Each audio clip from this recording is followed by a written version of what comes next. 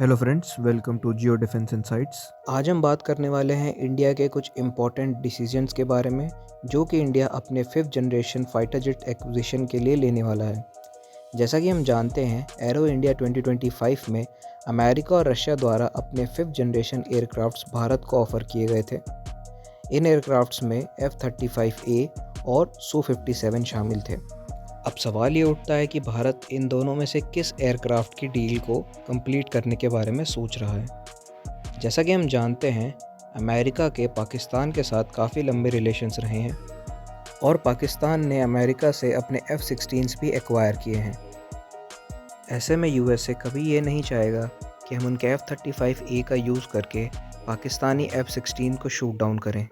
इसके लिए वो हमारे एक्सेस भी रोक सकता है। जैसा कि हम जानते हैं, अमेरिकन फाइटर जेट्स एक इनबिल्ट सिस्टम के साथ आते हैं जिसके थ्रू अमेरिका उसको कभी भी ग्राउंड कर सकता है, सिर्फ सॉफ्टवेयर चेंजेस का यूज़ करके।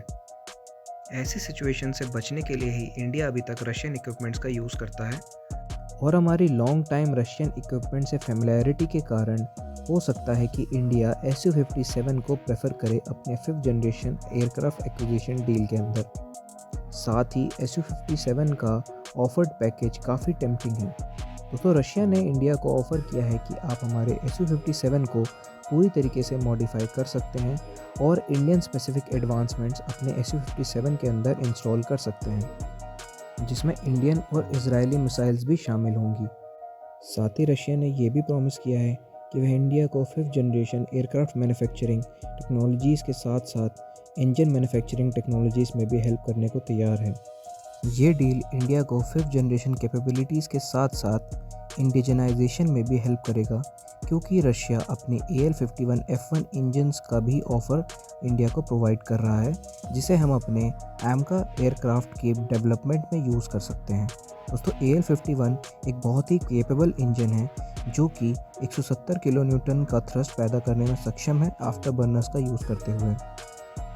इसलिए इंडिया शायद Su-57 की डील को ही फाइनलाइज करे।